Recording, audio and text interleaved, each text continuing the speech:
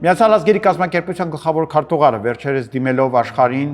պահանջեց երկրներից, որպեսզի նրանք լրջորեն զբաղվեն ուսուցիչների հարցով։ Մինչև 35 թվական մոտավորապես 40 միլիոն ուսուցիչի կարիք կա աշխարհում, եւ այդ կարիքը հեռու է լրացվելուց։ Խնդիրն այն է, որ այսօր բացակայող ուսուցչական տեղերի 90%-ը առաջացել է, քանի որ ուսուցիչները լքում են մասնագիտությունը։ Ինչու են ուսուցիչները դադարում լինել ուսուցիչ, ինչ է պատահել, որոնք են պատճառները եւ ինչ պետք է անեն մեր ուսուցիչները, որպեսզի մենք շարունակենք վաղ ունենալ ուսուցիչներ, եւ ինչ պետք է անենք մենք, որպեսզի մեր ուսուցիչները անեն այն, ինչի շնորհիվ իրենք կշարունակեն դասավանդել մեր երեխաներին։ Խոսենք այսօր դրա մասին։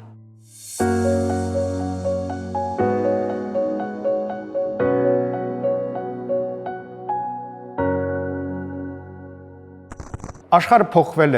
է նաև կրթությունը։ Մենք խոսում ենք նրա մասին, որ պահանջներն են փոխվել կրթության նկատմամբ եւ անդադ բողոքում ենք, որ կրթությունը չի փոխվում, սակայն չի կարող նման բան պատահել։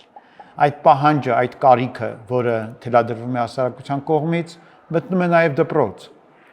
եւ երեխաների ձայնով կամ ծնողների ձայնով գալիս հասնում է դպրոցի տնօրեններին եւ ուսուցիչներին։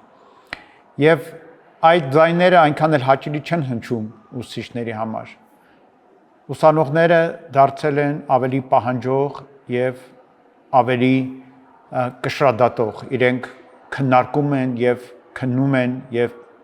շատ հաճախ կասկածի տակ են դնում ուսուցիչների արածը։ Իրենք այլևս բացարձակ չեն վստահում ուսուցիչներին։ Դա նաեւ բխում է իրենց ծնողների պատկերացումներից։ Ծնողները կասկածում են, որ դպրոցները կարող են արդյունավետ օգնել իրենց երեխաներին հասնել կյանքի նպատակներին, իրենք էլ չիմանալով թե այդ կյանքի նպատակները բնավին չունն են, սակայն ենթադրելով, որ դպրոցները վատն են, ոչ թե որովհետև նրանք իսկապես վատն են, այլ որովհետև կա այդպիսի կարծիք, որ դրանք վատն են, եւ ծնողները առանց խորը կրթության հարցերով զբաղվելու եւ առանց հարցի մեջ իրապես ներթափանցելու այդպիսի որոշումներ են կայացնում եւ այդ որոշումները դառնում են իրենց զավակների վերաբերմունքի հիմքը։ Եվ այդ վերաբերմունքը բերում է նրան, որ ուսուցիչը շատ ավելի դժվար է տանում իր աշխատանքը, որտեղ առանց վստահության, առանց երեխայի կողմից բացարձակ ցանկության ենթարկվելու ուսուցչի հրանգին հնարավոր չէ իրագործել արդյունավետ կրթական գործընթաց։ Երկրորդ խնդիրը, որը եկավ նաև եզրութաբանության հետ մեկտեղ, բայց իրականում վերաբերում է հենց հասարակությունների դիրքորոշմանը։ Կրթությունը դադարել է դիտվել որպես ներդրում, որպես երկրի կարևորագույն գործառույթներից մեկը, եթե ոչ ամենակարևոր։ Այն սկսել է անվանվել ծառայություն։ Ինչպես ծառայությունն է փողոցներ մաքրելը կամ ծառերը հատելը։ Եվ այդ պատճառով դրա կարգավիճակը հասարակության աչքերի մեջ նվազել է։ Դրա հետ մեկտեղ նվազել է ուսուցչի կարգավիճակը, քանի որ բնականաբար այն մարդկանց նկատմամբ վերաբերմունքով ովքեր աշխատում են կրթության ոլորտում, կախված է ամբողջ ոլորտի նկատմամբ վերաբերմունքից։ Եվ այն այսօր այնքան էլ բարձր նշաձողի չի համապատասխանում, ինչպես դա նախկինում էր։ Երրորդ խնդիրը, որը նախկինում այնքան էլ կարևոր չէր ուսուցիչների համար, բայց այս երկու առաջին կետերի լույսի ներքո դառնում է արդեն սկզբունքային, դա իրենց աշխատանքի ծավալն է։ ԱՄՆ-ում հայտնի է, որ ուսուցիչների աշխատանքը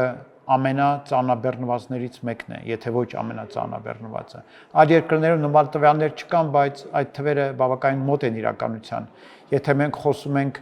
իրական պահանջի եւ իրական կրթության մասին, իհարկե կան դպրոցներ Հայաստանում, որտեղ ուսուցիչները քիչ են լինում դպրոցում եւ շատ հաճախ զբաղվում են իրենց գործերով եւ ընդհանրապես չեն ծախսում բավարար ժամանակ ուսումնական գործընթացի վրա, սակայն անգամ դա չի օգնում, որովհետև իրական խնդիրը ոչ թե այդ ծանրաբեռնվածությունն է, այլ այդ ծանրաբեռնության որակը, այն չի բերում երջանկություն, այն չի բերում ոգևորություն եւ դրա հակառակ գնալով դառնում է ուղղակի ծանր աշխատանք եւ այդ աշխատանքի ծանրությունն է, որ անհանգստացնում է ուսուցիչներին, ոչ թե բացարձակ ժամանակը, որ իրենք ծախսում են դպրոցում։ Հաջորդ խնդիրը, որի հետ առնչվում են ուսուցիչները, որը ավելացնում է իրենց ծանրաբեռնվածությունը, դա վերջերս համարյա հարամայական դարձած կամ շատ տարածված այսպես կոչված անհատականացված ուսուցումն է։ Նախկինում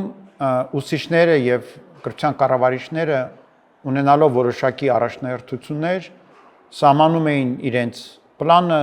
աշխատանքի ընթացքը այնպես, որպեսզի բարելավեին կրթությունը ընդհանրապես դպրոցում, որպեսզի միջին մակարդակը աճեր, երեխաների ընդհանուր արդյունքները բարձրանային եւ այլն, որը շատ խելամիտ եւ ճիշտ ռազմավարություն է։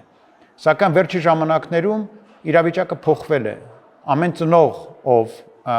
պատկերացում ունի, որ երեխան բավարար լավ չի կրթվում, կարող է թակել ուսուցչի դուռը եւ պահանջներ ներկայացնել։ Արդյունքում ստացվում է, որ այդ տնօրական պահանջին հետևելով, որը շատ հաճախ որևէ բանով պայմանավորված չէ, այլ բխում է տնօրի սուբյեկտիվ ընկալումներից։ Ուսուցիչը ստիպված է մի խումբ երեխաների վրա առավել ուշադրություն դարձնել, դրանից շեղվելով ընդհանուր աշխատանքից, եւ դա միշտ չէ, որ բերում է ընդհանուր կրթության բարելավման եւ շատ հաճախ հակառակը վատթարացնում է իրավիճակը։ Հաջորդ խնդիրը, որի հետ առնչվում են ուսուցիչները վերջին ժամանակներում, դա աճող կարգապահական վիճակն է դասարաններում, աճող վատ իմաստով բնականաբար։ Դա այն է, որ երեխաները ծնողների կողմից գնալով դաստիարակվում են ավելի այսպես կոչված ազատական տրամաբանության մեջ։ Այսինքն ծնողները համարում են, որ երեխաներին պետք է ազատ մեծացնել, իրենց պետք է շատ նկատողություն չանել եւ ընդհանրապես թույլ տալ իրենց գործել ինչպես իրենք ցանկանան։ Դա հիմնականում գալիս է իրենց մանկության որոշակի տրավմաներից, որ իրենք սահմանափակումների ներքո են եղել, ծնողները բարկացել են եւ այլն, իրենք ուզում են իրենց երեխաները լինեն երջանիկ եւ ազատ։ Դա խնդրահարույց դիրքորոշում է, դրա մասին մենք բազմիցս խոսել ենք։ Դրա հետևանքն այն է, որ այդ նույն երեխաները ի վիճակի չեն հետևել կանոններին եւ կարգապահ լինել։ Բնականաբար դա առաջին հերթին վնասում է հենց իրենց երեխաներին, սակայն նաեւ շատ դժվարացնում է ուսուցիչների աշխատանքը։ Դա առավել երևում է միջին դպրոցի տարիքի երեխաների մոտ եւ դա միայն Հայաստանում չէ, դա համատարած է ամբողջ աշխարհում եւ ունի իր հետևանքները նաեւ ուսուցիչների հոգեվիճակի եւ առողջական վիճակի վրա։ Եվ եւս երկու հանգամանք, եւ սրանով ամփոփենք ցանկը եւ փորձենք հասկանալ, թե որոնք են լուծումները։ Եվս մի պատճառն այն է, որ ուսուցիչների մեծամասնությունը այսօր մտնում է մասնագիտություն առանց բավարար փորձ ունենալու եւ առանց բավարար աջակցություն ստանալու։ Հենց այն պատճառը, որ մենք ունենք ուսուցիչների պակասորտ աշխարհում, դրդում է համակարգին հնարավորինս վաղ ուսուցիչներին բերել դեպի դպրոցներ, որ իրենք սկսեն աշխատել, լրացնեն թափուր տեղերը, բայց դա ունենում է իր վատ հետևանքները։ Ուսուցիչների կորուստը մասնագիտական նշանակում է իրենց մասնագիտություն լքելու ամենահավանական տարիները առաջին 5 տարիներն իրենց աշխատանքի փաստացի դրա մասին է վկայում վիճակագրությունը։ Այսինքն համապատրաստից ուսուցիչները մտնում են այս բարդ մասնագիտության մեջ, որ ել ավելի բարդացել է այսօր եւ սկսում են խնդիրներ ունենալ եւ հիասթափվելով հեռանում են մասնագիտությունից։ Հետևաբար հենց այն փուլում, երբ որ մենք պետք է ունենայինք նոր ուսուցչական կադրեր դպրոցներում, մենք դրանց չենք ունենում։ Եվ վերջապես որպես վերջնական այսպիսի հարված կրթության եկավ արհեստական բանականությունը։ Արդյունքում երեխաները տնայիններում անում են արհեստական բանականության միջոցով, դասի ժամանակ վերահսկում են ուսուցչի ամեն խոսք արհեստական բանականության միջոցով, այդ հեռախոսները իրենք անգամ առանց արհեստական բանականության մեծ խնդիր են դարձել, քանի որ երեխաները անդադ շեղվում են, իրենց ուշադրության կառավարումը դարձել է մեծ հոգս ուսուցիչների համար։ Եվ այդ ամենը, եթե մենք վերցնենք որպես այսպիսի ընդհանուր իրավիճակ, ինքը այս մասնագիտությունը դարձրել է շատ ծանր եւ շատ դժվարին։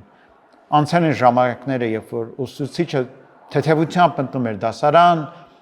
ուրախ անցկացնում էր դասը, ոգևորված երեխաների արձագանքով եւ հեռանում էր, որպեսզի մտնի հաջորդ դասին, հետո հաջորդ դասին եւ առանձնակի չէր հոգնում։ Գալիս էր տուն, հանգիստ, ոգևորված, լի էներգիայով եւ ցանկությամբ հաջորդ օրը նորից գնալ դպրոց։ Այսօր ուսուցչի աշխատանքը շատ հաճախ ծանր է, իսկապես ծանր է եւ չգնահատված, ինչի մասին մենք արդեն խոսեցինք։ Եվ այս ամենը բերում է այն հետևանքին, որը դարձել է արդեն միջազգային մակարդակով մեծ արհավիրք։ Մենք կրկնեմ, ունենք տասնյակ միլիոնավոր թափուր տեղեր ուսուցիչների աշխարհով մեկ, որոնք չեն լրացվում։ Եվ Հայաստանն է ունի այդ միլիոնների իր չափաբաժինը։ Այստեղ էլ Հայաստանում էլ մենք ունենք աճող պակաս ուսուցիչների։ Հիմա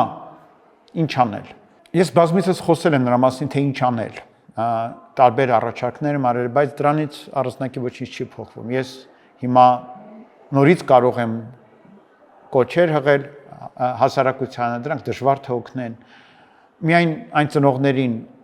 ով ինձ լսում է, ես կասեի, որ